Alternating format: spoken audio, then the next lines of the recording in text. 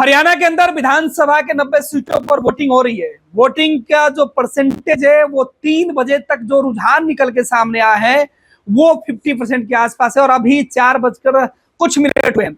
Final report आने में 5 बजे तक वोटिंग है कुछ जगहों पर। आपको बता दें कि हरियाणा के चुनाव में इस बार कांग्रेस और बीजेपी के साथ आम आदमी पार्टी और दूसरी छोटी पार्टियां जो हरियाणा के चुनाव में काफी महत्वपूर्ण भूमिका रखती है, उनकी साख दांव पर है। हरियाणा का चुनाव इसलिए भी काफी अहम हो जाता है कि इस बार हरियाणा चुनाव में बीजेपी के खिलाफ विपक्षी पार्टियों ने एक गोलबंदी की है। कहा यह जा रहा है कि किसानों के ऊपर जिस तरीके से दिल्ली के बॉर्डर पर किसानों के खिलाफ जो मुहिम केंद्र सरकार ने चलाई थी, कृषि कानून के खिलाफ किसानों की जो नाराजगी थी, इसका खमियाजा केंद्र की वर्तमान भाजपा सरकार को भुगतनी पड़ सकती है।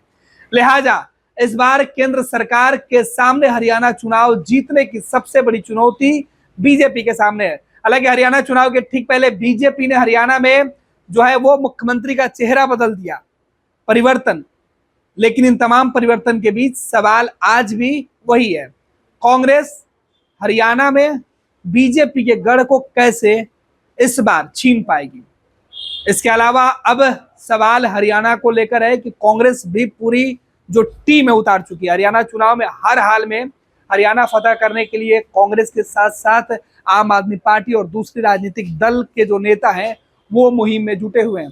फिलहाल हरियाणा चुनाव को लेकर जो अब तक अपडेट निकल के सामने, और इसमें इस बार हरियाणा चुनाव में कई राजनीतिक दल ऐसे हैं जिनके कई उम्मीदवार चुनाव में उतरने से पहले ही सुर्खियों में रहे। जैसे सीधे तौर पर बीजेपी के उम्मीदवार हैं, तो वहीं कांग्रेस की जो उम्मीदवार है विनेश फोगाट, उनको लेकर भी विनेश फोगाट को लेकर सबसे ज्यादा चर्चा इसलिए भी है क्योंकि वो जिस तरीके से अपने खेल को लेकर सुर्खियों में रही, ओलंपिक में पहुंची और वहां से जब लौटी गोल्ड नहीं मिला, डिस्क्वालीफाई हो गई थी, उसके बाद पूरा मामला शुरू हुआ था। कई आरोप बीजेपी के समर्थक जो लोग थे उनके ऊपर लगा, नरेंद्र मोदी सरकार के ऊपर भी कई आरोप किसानों के द्वारा लगाया गया, और इन सबके बीच हरियाणा के जिद में आम आदमी पार्टी की भी जिद शामिल है। हरियाणा फतह करने के लिए राहुल गांधी, क्योंकि बड़ी जिम्मेवारी मिली है, जो है लीडर ऑपोजिशन संसद के अंदर बने हुए हैं देश के अंदर, उनके सामने हरियाणा का जो चुनाव है जीतने की पहली चुनौती होगी। क्योंकि राहुल गांधी के जिम्मेवारी मिलने के बाद कांग्रेस पार्टी के लिए पहला बड़े चुनाव है वो है। तो हरियाणा के साथ देश के कई हिस्सों में चुनाव हो रहे हैं, लेकिन आज 90 सीट काफी अहम है जो देश की दिशा और दशा दोनों तय कर सकते हैं। आइए आपको बताते हैं हरियाणा चुनाव में अब तक क्या कुछ अपडेट हैं। 2024 हरियाणा चुनाव के लिए वोटिंग सुबह से जारी है, जिसमें कुल 90 सीटों पर विधानसभा के लिए वोट डाले जा रहे हैं। हरियाणा में मतगणना 8 अक्टूबर को होनी है। कई जगहों पर शांतिपूर्ण वोटिंग के बीच कुछ जगहों पर छिटपुट हिंसा बीजेपी और कांग्रेस के कार्यकर्ताओं के बीच दिखाई पड़ी। हालांकि पुलिस ने पूरे मामले को काबू कर लिया। आपको बता दें कि हरियाणा चुनाव में बीजेपी ने 90 में से 89 सीटों पर कैंडिडेट खड़ा किया है, जबकि कांग्रेस ने भी 89 सीटों पर ही अपने उम्मीदवार चुनाव के मैदान में उतारे, जबकि सीपीएम 1 सीट पर चुनाव लड़ी है।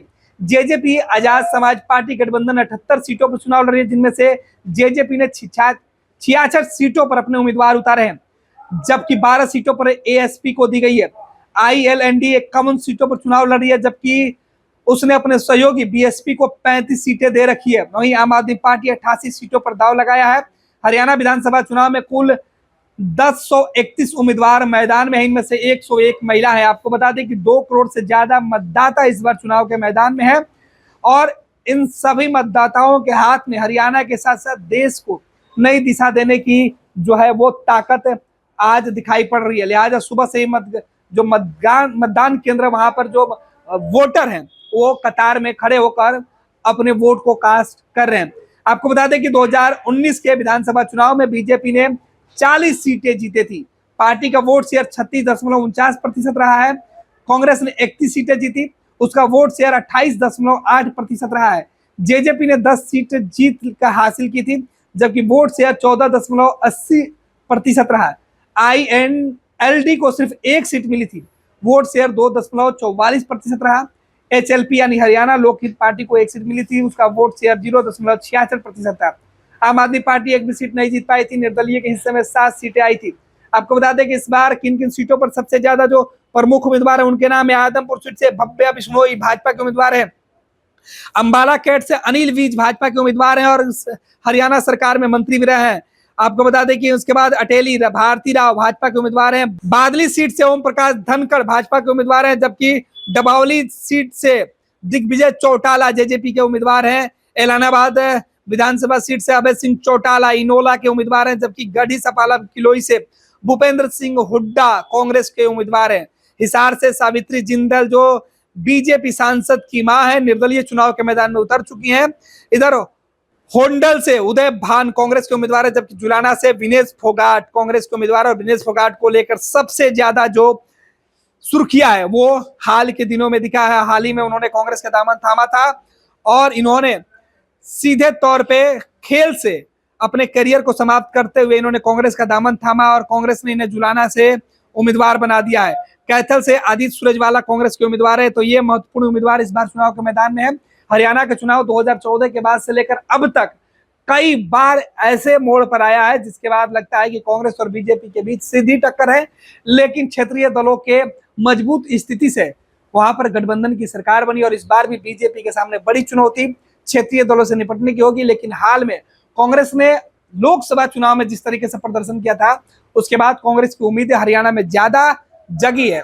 लेकिन देखना है कि हरियाणा के लोग आखिर किसे अपना सिरमौर बनाते हैं। और सबसे बड़ा मुद्दा किसानों का, क्योंकि हरियाणा पंजाब के सबसे ज्यादा किसान केंद्र सरकार के फैसले के खिलाफ थे और हरियाणा उसके लिए सबसे महत्वपूर्ण गढ़ माना जाता है।